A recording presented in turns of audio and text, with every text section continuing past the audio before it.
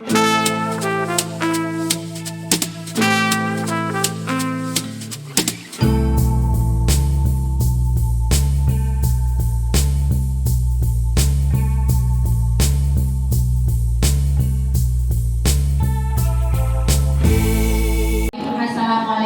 warahmatullahi wabarakatuh. Puji syukur kita panjatkan kehadiran Allah Subhanahu wa Ta'ala, karena rahmat dan nikmatnya kita bisa berkumpul di ruangan ini untuk sosialisasi budaya positif. Terima kasih kepada kawan-kawan yang sudah mau bekerja sama. Mudah-mudahan ini nanti bisa kita terapkan di kelas kita masing-masing dan bisa diterapkan di sekolah kita, karena awal tahun ajaran baru ini ada beberapa hal budaya positif yang bisa kita terapkan di sekolah. Dan mengenai budaya positif itu sendiri, itu adalah nilai-nilai atau keyakinan, kebiasaan-kebiasaan kita di sekolah yang berpihak kepada murid, dapat berkembang menjadi pribadi yang kritis, penuh hormat dan tanggung jawab. Ada beberapa hal positif yang bisa kita terapkan di sekolah, baik itu guru, murid, kepala sekolah maupun sesama teman. Apa hal positif yang bisa kita terapkan di sekolah? Yang pertama, kita dulu melakukan perubahan terhadap pemikiran kita. Ini perubahan paradigma budaya positif oleh Dr. William Glasser tentang miskonsepsi tentang teori kontrol. Mungkin selama ini kita beranggapan kalau kita sebagai guru bisa mengontrol murid, itu adalah hal yang salah. Yang benar itu hanya ilusi kita saja. Yang benar adalah murid itulah yang mengontrol dirinya sendiri. Bagaimana kita nanti bisa menciptakan murid yang bisa mengontrol dirinya sendiri? Itu yang dikatakan budaya positif. Yang pertama itu paradigma pemikiran kita tuh harus diubah dulu. Kemudian ada beberapa itu paradigma yang bisa kita ubah, yang itu hanya merupakan ilusi. Apalagi bahwa kita orang dewasa berhak untuk memaksa anak-anak, itu hanya ilusi. Nah, itu yang perlu dirubah. Yang pertama adalah pemikiran kita. Nah, inti dari budaya positif itu adalah disiplin. Ya, selama ini mungkin kita disiplin itu identik dengan patuh terhadap aturan. Itu disiplin. Itu yang identik dengan kita selama ini. Dan untuk kenapa kita pusing dengan disiplin anak-anak selama ini? Karena kita belum mengetahui motivasi dari perilaku anak-anak ini. Ada 3 motivasi untuk melakukan tindakan disiplin ataupun tindakan apa saja. Nah, 3 motivasi ini ada di depan, silakan dilihat. Nah, motivasi yang ketiga yaitu untuk menjadi orang yang diinginkan dan menghargai diri sendiri dengan nilai yang mereka percaya. Nah, nilai budaya positif yang kedua yang akan kita laksanakan yaitu keyakinan kelas.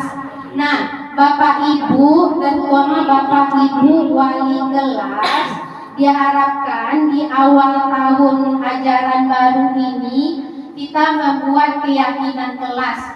Mengapa keyakinan kelas? Mengapa tidak peraturan kelas saja? Nah, itu karena kenapa? Karena keyakinan kelas itu lebih memotivasi seseorang dari dalam. Seseorang akan lebih tergerak dan bersemangat untuk menjalankan keyakinannya daripada hanya sekedar mengikuti serangkaian peraturan. Nah, kalau kita melaksanakan keyakinan kelas, itu nanti kita tanamkan sama peserta didik, itu akan bertahan lama. di diri peserta didik itu. Kalau peraturan itu hanya sementara.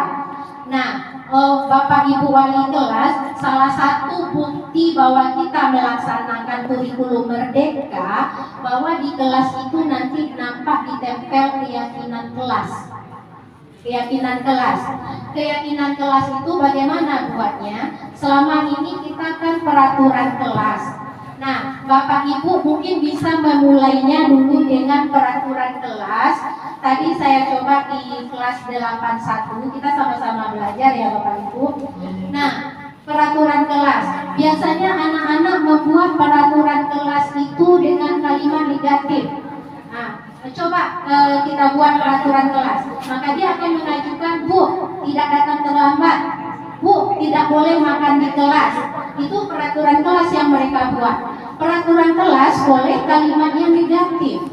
Tapi kalau keyakinan kelas, Bapak Ibu nanti setelah di kelasnya membuat peraturan kelas, arahkan untuk membentuk keyakinan kelas.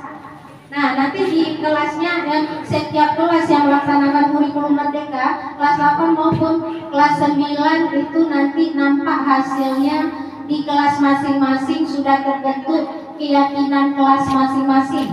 Itu bukti kalau kita melaksanakan kurikulum merdeka. Nah, pembentukan keyakinan kelas ini, kalimat keyakinan kelas ini nanti bersifat abstrak daripada aturan yang lebih rinci. Tadi kan aturan tidak datang terlambat, tidak boleh makan dalam kelas. Mungkin Bapak Ibu bisa menyarankan anak nanti ke kalimat keyakinan kelas bahwa tidak datang terlambat itu kalimat positifnya disiplin. Jadi kalimat simpel saja, mudah diingat dan dilakukan di kelas itu. Nah, tadi sudah disuruh anak membuat dengan kertas post-it. Kalau Bu Nelly namanya stick on note. Kalau saya bilang post-it. Nah, suruh anak nanti menulis di post-it ini. Dia akan menulis nanti keyakinan kelas, peraturan kelas, kita yang membedakan nanti. Nah, itu nanti semua warga kelas itu harus berpartisipasi. Siapa yang membuat keyakinan kelas itu yang lebih baik mendampingi itu wali kelas. Nah, jadi di dalam kelas nanti ada struktur kelas, ada daftar pelajaran, ada apa lagi? Nah, kalau bisa nanti tambahkan satu keyakinan kelas. Nah, keyakinan kelas itu sangat simpel. Ini aturan untuk membuat keyakinan kelas. Yang penting keyakinan kelas dibuat dengan kalimat abstrak dan positif. Misalnya, Bu, nyebut nama Bapak, Bu. Suka kali nyebut nama Bapak. Kita bisa mengarahkan ke keyakinan kelas, mungkin saling menghormati. Karena kata-kata keyakinan kelas mudah diingat, tidak terlampau banyak. Nah, mungkin itu nanti. Bu, bagaimana dengan guru mata pelajaran? Guru mata pelajaran juga bisa membuat keyakinan kelas dengan muridnya juga boleh, atau ikut dengan keyakinan kelas yang dibuat oleh wali kelas juga boleh. Nah, setelah keyakinan kelas ini dibentuk, anak nanti merasa termotivasi secara intrinsik, secara dari dalam, tidak sementara. Nah, kita bisa nanti penyelesaian masalahnya dari segitiga restitusi. Namanya segitiga restitusi. Nah, segitiga restitusi. Nah, segitiga restitusi ini adalah penyelesaian masalah dengan anak. Jadi buat dulu keyakinan kelas kita. Misalnya keyakinan kelas kita ada 5, misalnya disiplin, saling menghormati, kasih sayang, apalagi yang kalimatnya simpel, abstrak. Nah, kita akan menyelesaikan masalah dengan anak nantinya dengan mengembalikan dia ke restitusi dengan keyakinan kelas dia. Nah, nanti kalau anak nanti ya kan, misalnya dia terlambat. Kemarin ada saya menyelesaikan masalah dengan restitusi dengan murid. si Troy dia sering datang terlambat.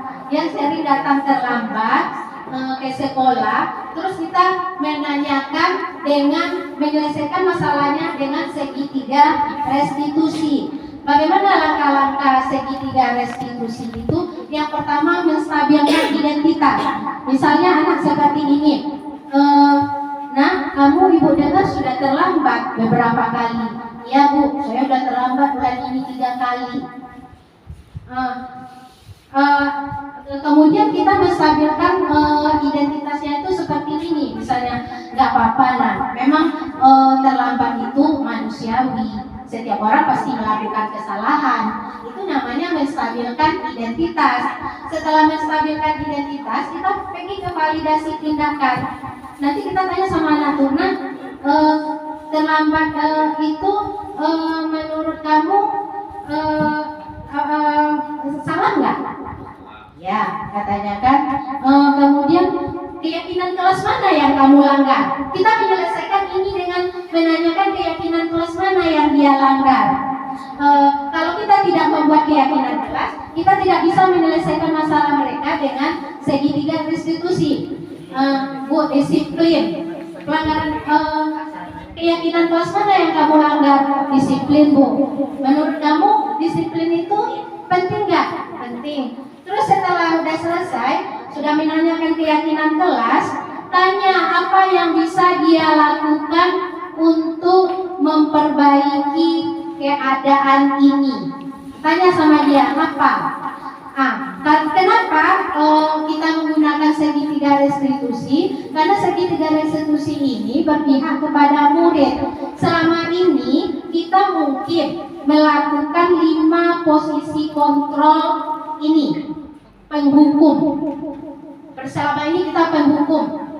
Kita sebagai guru, ciri-ciri guru yang penghukum, mungkin nanti saya termasuk dari yang 5 ini, mungkin ada banyak juga penghukum. Guru yang penghukum itu nadanya tinggi, kemudian menunjuk-nunjuk murid, itu penghukum.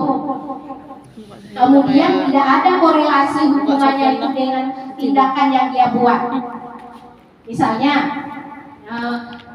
saya guru prakarya, dia terlambat, terus saya hukum dia 3 kali keliling lapangan lari, itu enggak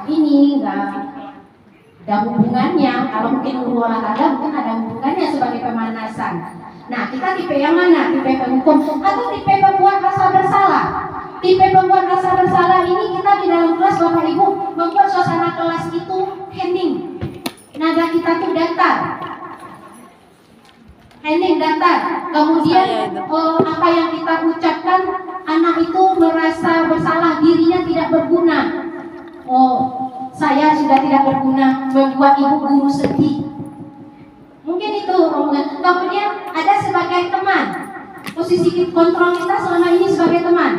Tanya diri kita sebagai teman nggak? Misalnya anak membuat pelanggaran, nah tolonglah ibu, nah itu fungsinya sebagai teman. Sering nggak mengucapkan itu, maka posisi kita itu sebagai teman. Bantulah ibu, gitu. Kemudian ada pemantau. Pemantau ini sama dengan meninjau. Dia memantau anak itu, misalnya anak itu menjalani hukuman. Nah, jalani hukuman, dia terus memantau. Misalnya hukumannya ditentukan, dia akan memantau proses perjalanan hukuman sampai selesai. Nah, itu pemantau. Nah, menurut teori kontrol, 5 posisi kontrol ini sering kita lakukan. Tapi posisi yang paling baik adalah manajer. Manajer inilah yang nanti melakukan 5 segitiga restitusi. Manajer itu dia nadanya datar, tidak menyalahkan murid. Kemudian dia mengajak murid untuk menyelesaikan masalah bersama-sama. Apa yang bisa kita lakukan? Itu fungsi manajer. Nah, itu mungkin yang kita lakukan selama ini. Mungkin kita bisa periksa diri kita berada di posisi mana. Kita berada di posisi mana? Nah, sebaiknya posisi itu di posisi manajer bisa melaksanakan segitiga restitusi. Nah, segitiga restitusi ini bisa dilakukan oleh guru terhadap murid, kepala sekolah terhadap guru, kita orang tua di rumah terhadap anak kita sendiri juga bisa dilakukan. Nah, ya, mungkin penjelasan saya sampai di situ mengenai budaya positif. Nanti mungkin kita bisa melaksanakan keyakinan kelas, membuat keyakinan kelas. Sampai di sini ada pertanyaan, Bapak Ibu? Ada pertanyaan? Ada yang mau ditanyakan? Nah, ada yang ditanyakan? Ada? Tidak ada? Enggak. Nah, kalau Pak Edi tadi posisi kontrolnya sering yang mana Pak Edi? Nah, sering yang mana? Yang mana Pak Edi?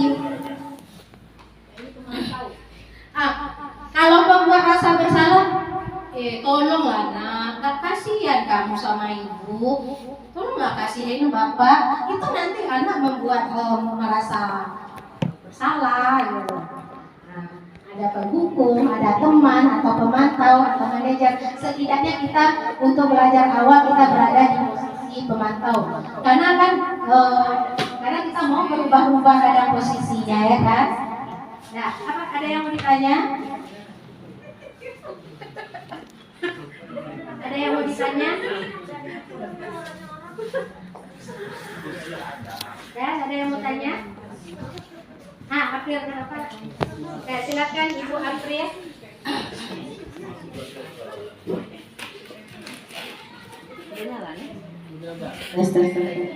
Assalamualaikum warahmatullahi wabarakatuh. Dan selamat siang Bapak Ibu semuanya.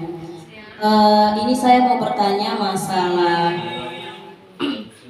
yang posisi guru sebagai kontrol tadi itu. Jadi kalau saya posisikan diri saya ini sebagai wali kelas Ibu Susi ya. Kemudian kami ada membuat peraturan kelas karena belum ada penyuluhan masalah ini. Jadi saya buat peraturan kelas. Peraturan yang saya buat itu begini Bu. Kalau seandainya ada anak yang tidak piket, misalnya kan, dia tidak piket kelas, mengabaikan tugasnya mengenai kebersihan. Lalu peraturannya itu kami memberikan hukuman. Hukumannya yang tidak piket kelas, maka sanksinya akan membersihkan kelas selama 2 hari berturut-turut.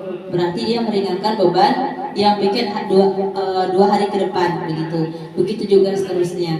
Nah, kalau begitu, ini posisinya sebagai wali kelas ya Bu ya, bukan sebagai guru. Apakah saya masuk ke dalam posisi kontrol penghukum atau pemantau? Karena saya juga memantau apakah anak ini menjalankan atau tidak begitu. Terima kasih. Terima kasih Bu April, kita berbagi ya, bukan saya tahu gitu ya kan. Kita berbagi. Sekarang hukuman Bu April sudah membuat peraturan kelas. Kalau tidak dilaksanakan ada hukuman atau sanksi. Dalam posisi kontrol ini nanti ada yang namanya hukuman, konsekuensi, dan penghargaan. Kalau hukuman itu dilakukan tiba-tiba, anak tidak diberitahu dulu tentang peraturan apa yang berlaku, itu hukuman. Tapi kalau konsekuensi, anak sudah dikasih tahu peraturan apa yang harus ada di sini. Tapi dia melanggar, itu konsekuensi. Konsekuensi. Terus peran apa yang kita lakukan? Peran kita sebaiknya memang memantau dan manajer. Kita mungkin bisa panggil anak yang bersangkutan, menerapkan segitiga restitusi. Misalnya tadi apa tidak piket ya? Tidak piket, kita panggil anak yang tidak piket. Kamu udah 2 kali atau sekali ini sudah enggak piket, benar nak? Benar Bu. Menurut kamu tidak piket itu sesuai nggak dengan keyakinan kelas kita? Tidak Bu, keyakinan kelas mana yang kamu langgar? Ya kan? Nah, kebersihan Bu, misalnya kan. Nah, menurut kamu kebersihan itu penting nggak?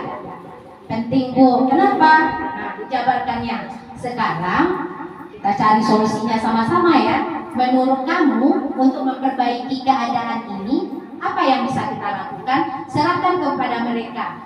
Kemudian bisa apa yang mereka bilang itu mungkin bisa kita ambil. Nah, silakan kita melaksanakan apa yang mereka suruh.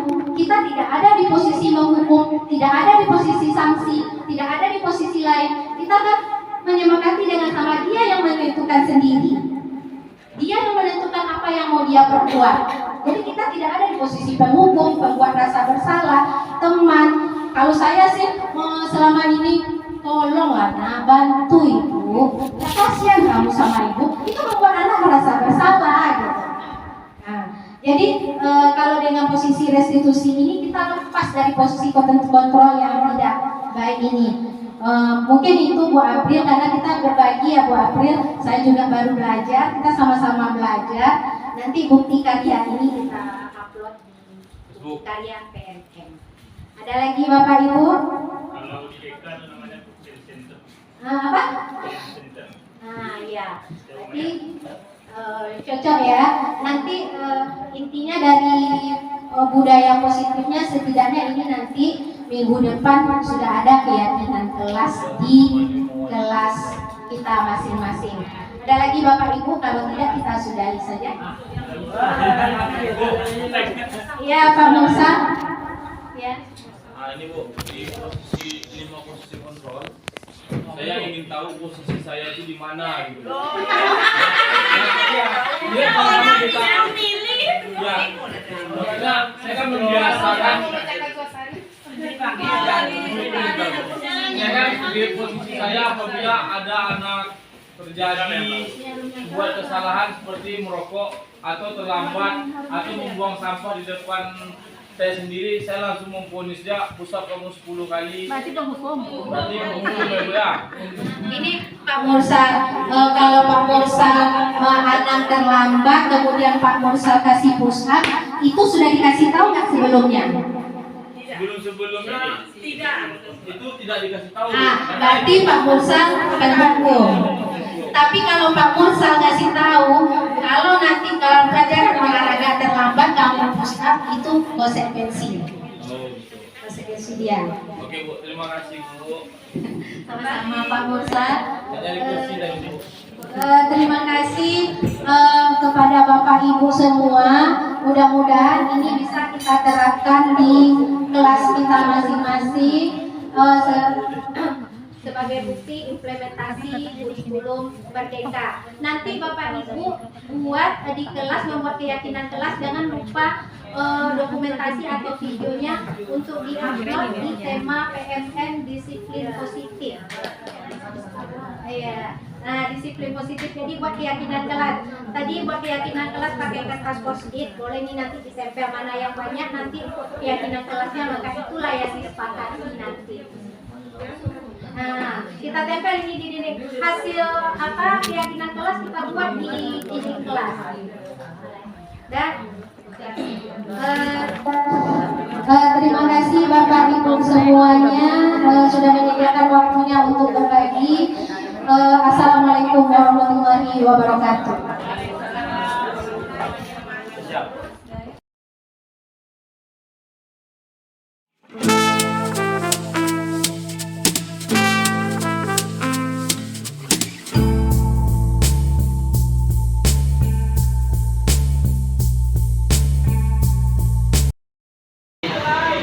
Sehat. Begini Troy, Ibu mendapat laporan dari guru mata pelajaran yang masuk, termasuk guru BK. Katanya Troy sering terlambat masuk ya. Seingat Troy sudah berapa kali Troy datang terlambat? 4 kali. Menurut Troy datang terlambat kemudian tidak ikut pelajaran jam pertama itu kesalahan nggak? Oke Troy, sebetulnya berbuat salah itu sangat manusiawi. Di hal yang biasa, setiap orang pasti melakukan kesalahan. Tapi sekarang bagaimana kita memperbaiki kesalahan kita itu yang terpenting. Troy setuju? Saya setuju. Kalau setuju kita cari solusinya sama-sama ya. Dalam waktu dekat ini Troy sudah terlambat 4 kali. Nah, pasti Troy punya alasan. Kenapa?